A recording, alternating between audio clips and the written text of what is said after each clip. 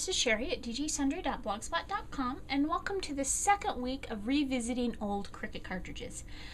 Now, the project I'm going to be making for you today is a tag. Now, honestly, I know and you know you don't need a Cricut cartridge to make a tag. You can hand cut a tag with your paper cutter. You can buy tags. I have tons of tags. But I wanted to show you that you can use your Cricut if you want to. So I went through and I went to, first of all, mycutsearch.com. If you haven't heard of mycutsearch.com, it is a great place to go.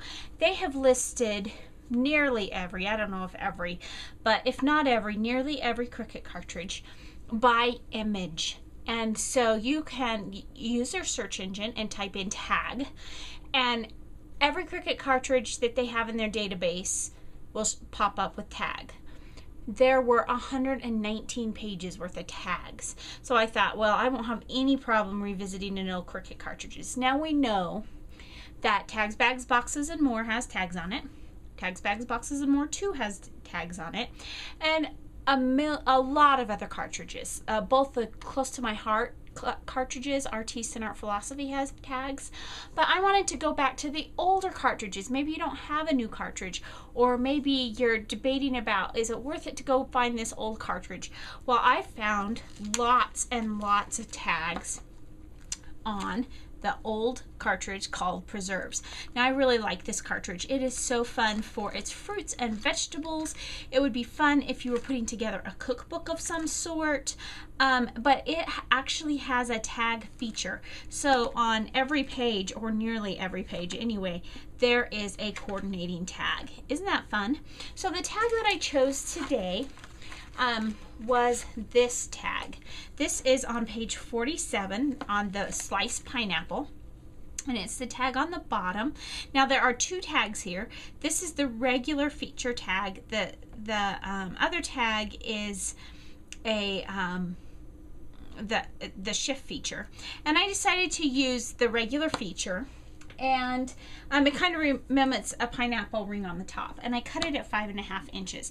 Now I cut this out of watercolor paper because I want to do some watercoloring. I've been seeing some, I've seen Tim Holtz do this with watercolors. I've seen Christina Warner do this with watercolors, and this is not a new technique, but it's one that I have not personally done.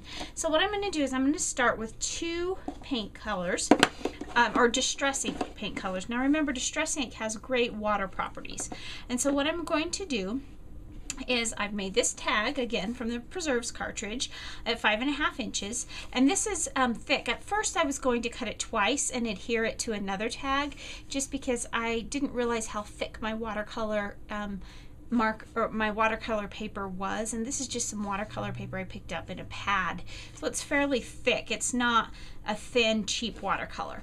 So what I'm going to start with is I'm going to start with my faded jeans, and I'm going to just pounce some of that on my craft mat. Now, this is the craft mat I use. I've used this craft mat for a long time. This one, sorry, it just is broken china. I've used this for a long time. It's getting pretty beat up, but it still keeps working. So I've pounced those down, and then you could just use plain water. However, I want more sparkle and pizzazz than that on my tag, and so rather than using plain water, I have my homemade Perfect Pearl spray. Now this is just water with Perfect Pearls mixed in, and so I'm going to spritz that right on my mat, and you can see it bead up, and then those two colors will kind of start where they meet, they'll blend together. I'm going to take my watercolor paper. Now this is two-sided. That the top side is the one that is the right side, or the top side, but I actually, because I'm messy, will end up eventually just inking both, and I'm just going to smush it in. Now I want to be sure and smush in my top, and you see this is why I'll be doing both, and it takes on this cool watercolor effect. Now I have to tell you, the one I've started this, and the one I've started, actually I think I like this one better already.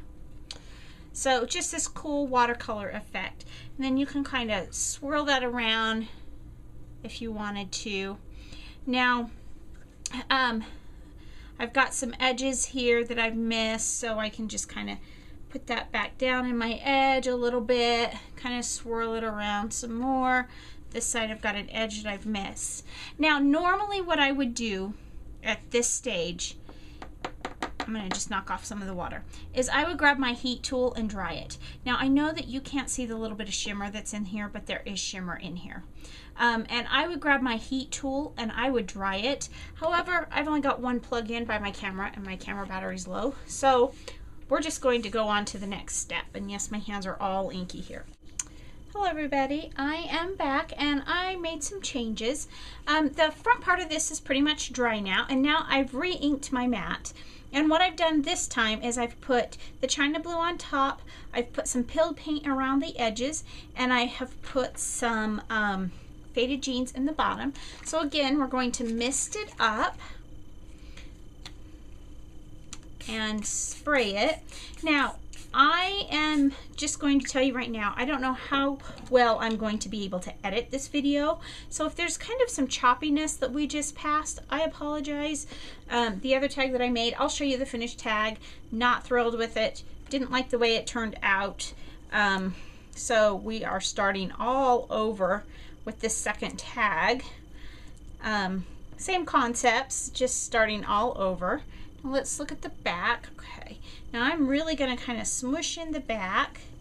I found some really pretty ribbon that I wanted to use for this, and it's from Really Reasonable Ribbon. And I know I'm getting a little bit of green on the front, and I'm really okay with that because I want to tie in with the ribbon I found.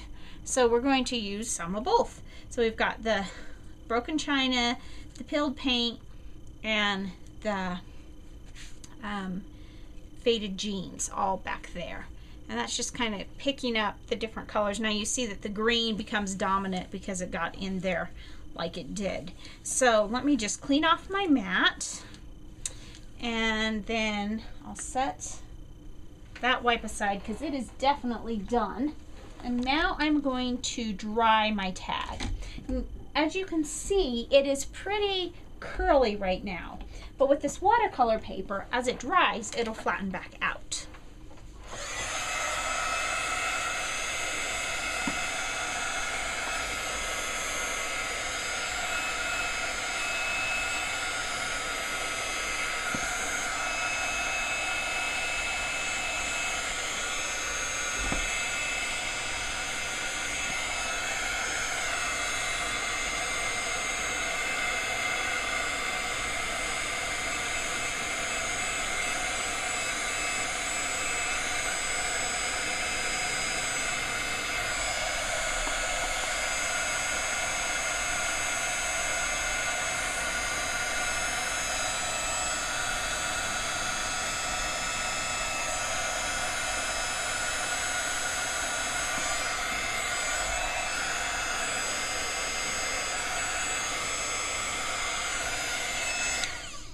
Now with that being predominantly green, I think I need a little bit more blue in there.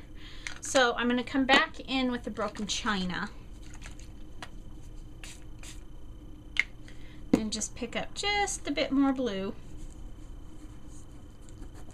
like so, and go over the top of that again.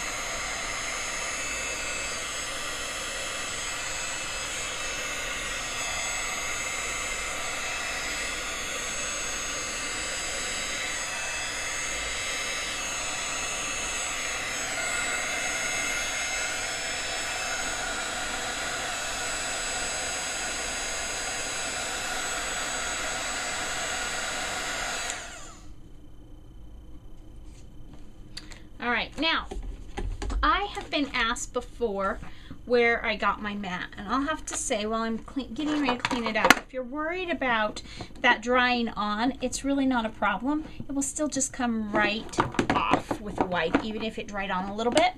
The mat is heat resistant, first of all. It's made by Ranger, and it does really cool things. It's not cut resistant. You have to be careful not to cut it. But getting it wet, I mean, stuff doesn't stick to it. If you're using glue, you can clean it off with a rag. It's wonderful. And I got mine just at, I don't even remember if it was Michael's or Joann's. but you can get them. I've seen them at both places.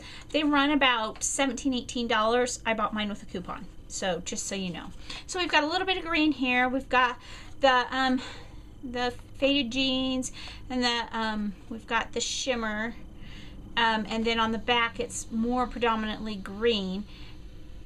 I think I'm still going to keep this side as my front, and I let that heat gun get really hot. So now we're going to move on to the next step. So now I have these balloons, and they are from the Simon Says Stamp and Cut, or I'm sorry, the Hero Art Stamp and Cut. It comes with a die, but I don't want the die in it because I am just using it as a kind of a background image. I'm going to start with the broken china with the polka dot balloon, and I am just going to ink it up and stamp it on. Just kind of, I'm making a background, that's all I'm doing. Just adding a layer, I should say. I'm not even really making a background, I'm just adding another layer to the background that I already have. So now we'll go in with the pill paint and put that kind of right about there. This is a houndstooth balloon. Again, we're just building our layers, adding depth and interest to our birthday tag. I don't want anything fancy or frilly. I'm doing it for a guy. This is for a friend of my son's who's just celebrating his 18th birthday. It's a friend that my son made on the rugby team this year. And so it's just a little card. My son didn't even really want me to do it, quite frankly. He said, oh, I can just make a tag. Well, we definitely have different ideas of making tags. So we just kind of have some balloons kind of on there. You can see the shimmer coming through behind them. I wish the camera picked that up. I doubt if it does, but you've just barely got the hint of the balloons on there. So now we're going to move to the next step of the stamp, of the tag. I have these cool stickers here, and this is from the Echo Park Splash by Bella Road, and I need 18. Now I kind of had a problem here. It looks like this was kind of a rough set of stamps for some reason. It looks like they kind of missed cutting out some of the centers of the stamps. It's like the die cut didn't really go through. So when I pull this off, it's going to be a bit tricky because I really need, or I really want, I should say, this one. And I'll take the 1. So we're going to have to do something a little different so that you can tell that that's supposed to be an 8. I'm going to put this over here just like that. And the 1 will kind of come off here, which they almost even get lost in there because it's so light. We can fix that, can't we? All right, so I think to fix that in the middle, to make that 8 a little bit more pronounced, I think what I'm going to do is find a black permanent pen. I want to be sure that it's permanent because otherwise it will smear. So I need it not to be something that will smear easily. There we go. Good old-fashioned Sharpie to the rescue. And I'm just going to touch it right in the middle with that Sharpie. Another thing I could have done is maybe just poked a hole through, but I think that this is going to be okay, just like that.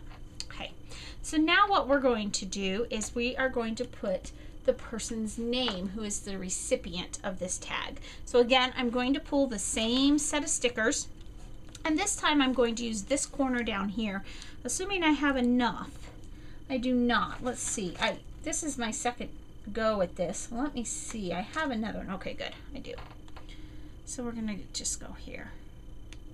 So let me see. I have, like I said, this is my second go. Let me see if I can salvage the stickers that I had. Sometimes you can do that, and then I don't have to waste any. I think I can. So now you get to see my mess here that said the way this one was that I didn't like the way it turned out. SPE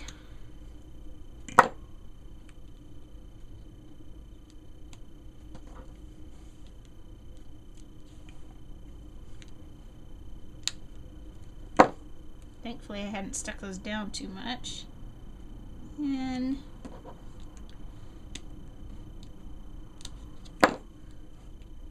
C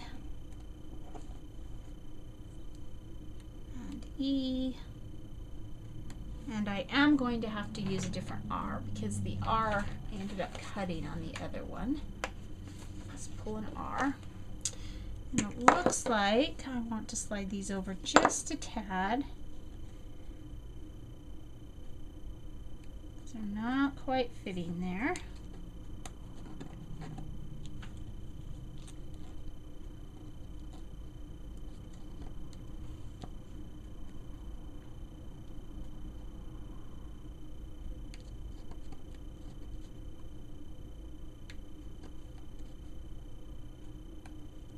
Notice I'm definitely not pressing down because I don't want to lose. There we go. Now I'll press down. Make sure they're good and strongly adhered. Now I have this little thing that I made for the original one. I'm trying to decide if I want to put that back on there.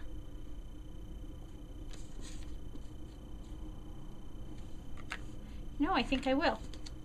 I had made this, and let me just tell you how I made it, and instead of actually making it with you. This is from the Cricut Artiste cartridge. When you buy the Artiste cartridge, it comes with some dimensional chipboard, and it comes with 3 stamp sets if you buy it originally from Close to My Heart. It comes with 3 great stamp sets. This Oh Happy Day is part of that stamp set, as is the chipboard. And so I just inked up the stamp that said Oh Happy Day with faded jeans, and I stamped that down, and then I went around the edges of it with the faded jeans as well as with the peeled paint. And so that it ties that green in there. And I didn't think I was going to get to be able to reuse that, but I did, and it looks great. So we'll leave that there. Again, this is something kind of a little bit outside of my normal box. This is not the type of thing that I usually make. It's just, I'm usually a little less free, shall we say. I'm a little more structured in the way I make things. But for this one, I really like the way it's turning out. So we'll let that dry. And in the meantime, this is the ribbon that I have. This is from Really Reasonable Ribbon. And I have a piece here. And I don't remember which collection this was in. It was in one of the, I'm in the ribbon club, and I get a new set of ribbon every month. And so I thought I would use this because I liked the colors. They were a good color for this tag. And so I decided to use it. So there's that, kind of young manish. I hate to say boy because he's definitely not a boy anymore. And then what we're going to do to finish off the tag is we are going to glitz up those numbers. So I have this glitter glue here from Studio G, and I'm just going to take it and I'm going to glitter. It's going to come out and push. This is, I'm getting to the end of this bottle. I have plenty of stickles though, so I'm not worried about it. I just am trying to use up this bottle next before I pull out some others. I'll just glitter that up, and I'm even going to glitter right over that hole, because then I think it'll look more like it was supposed to be there once it dries, and less like I added it with a Sharpie.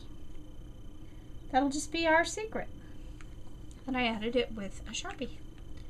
Alright, so there we have Oh Happy Day, and for an 18th birthday, and using a watercolor technique. So thanks so much for stopping by today, and remember, take some time to enjoy the little things. Have a great day. Bye.